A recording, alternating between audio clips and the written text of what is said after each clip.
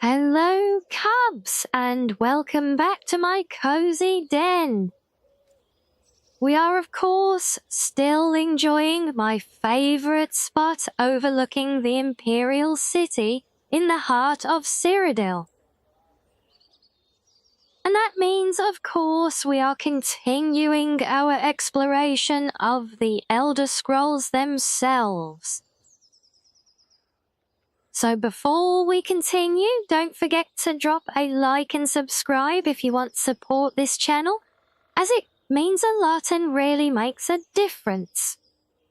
And if you have any suggestions or requests for what to read next, then let me know in the comments below. But now let us continue this journey on the effects of the Elder Scrolls. It is widely known among scholars that the Elder Scrolls entail a certain hazard in their very reading. The mechanism of the effect has, at present, been largely unknown. Theories of hidden knowledge and divine retribution were the subject of idle speculation with little investigation. I, Justinius Paulunius, have undertaken to thoroughly document the ailments afflicted by the Elder Scrolls on their readers. Though a unified theory of how they manifest continues to elude me and remains a subject for future study, I have grouped the effects into 4, finding that the avenue of experience depends largely upon the mind of the reader. If this is unclear, I hope that a proper dichotomy will lay it plain. Group the first, the knives. For one who has received no training in the history or nature of the Elder Scrolls, the scroll itself is effectively inert. No prophecy can be scryed nor knowledge obtained. While the scroll will not impart learning to the uninformed, nor will it afflict them in any adverse fashion. Visually, the scroll will appear to be awash in odd lettering and symbols. Those who know their astronomy often claim to recognize constellations in the patterns and connections. But such conjecture is impossible to further investigate, since the very nature of this study necessitates unlearned subjects. Group the second, the unguarded intellects.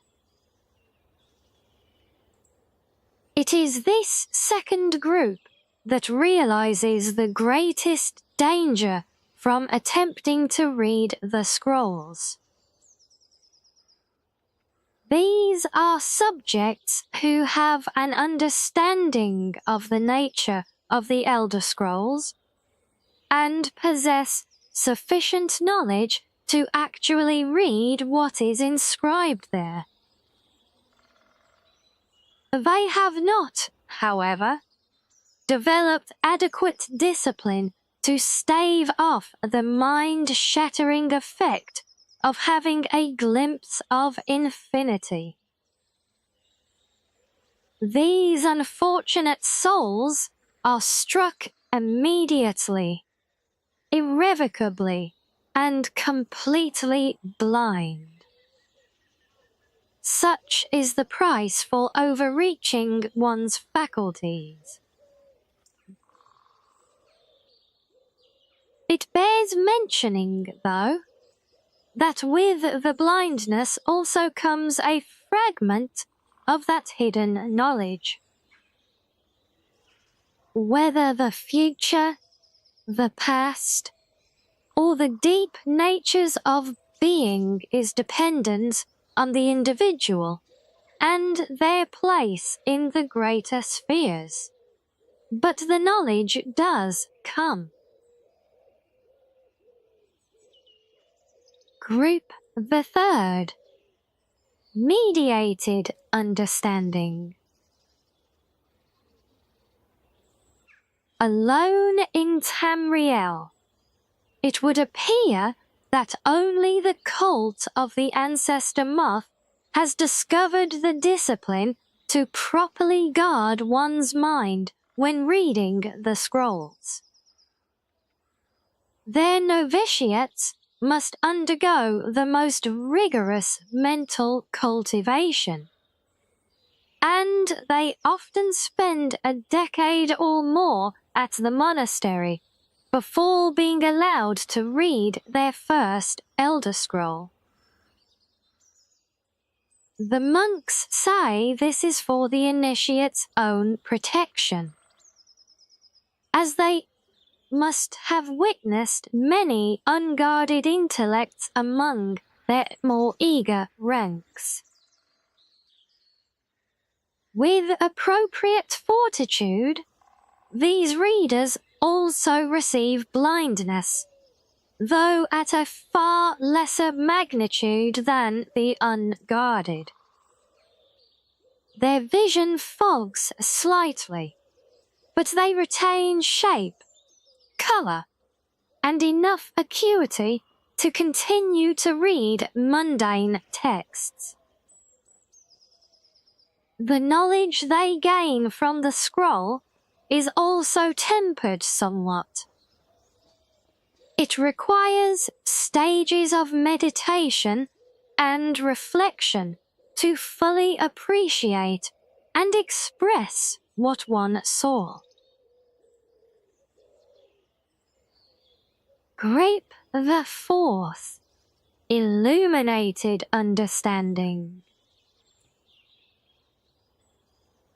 Between the previous group and this one exists a continuum that has, at present, only been traversed by the monks of the ancestor moth. With continued readings, the monks become gradually more and more blind, but receive greater and more detailed knowledge. As they spend their waking hours pondering the revelations, they also receive a further degree of mental fortitude. There is, for every monk, a day of penultimate reading, when the only knowledge the Elder Scroll imparts is that the monk's next reading shall be his last. For each monk, the penultimate reading comes at a different and unknowable time.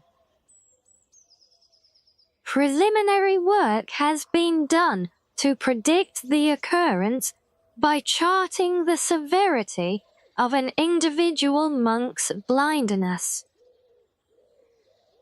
But all who reach these later stages report that the increasing blindness seems to taper with increased readings. Some pose the notion that some other unseen sense is, in fact, continuing to diminish at this upper range. But I shall leave such postulations to philosophers. To prepare for his ultimate reading, a monk typically withdraws to seclusion in order to reflect upon a lifetime of revelations and appoint his mind for reception of his last. Upon this final reading, he is forever blinded, as sure as those unguarded ones who raced to knowledge. The illuminated one, though, has retained his understanding over a lifetime and typically possesses a more integral notion of what has been revealed to him. It is hoped that this catalogue will prove useful to those who wish to further our mortal understanding of the Elder Scrolls. The moth priests remain aloof about these matters, taking the gradual debilitation that comes with the reading as a point of pride. May this serve as a useful starting point for those hoping to take up such study.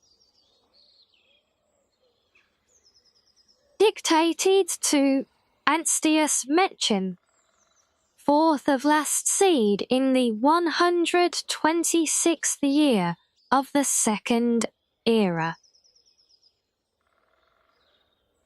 Well, there you have it. A much deeper insight into the effects of the scrolls. I know I certainly learned a good bit there, so I hope you did as well. We will continue our journey next time, so until then, my cubs, stay cozy.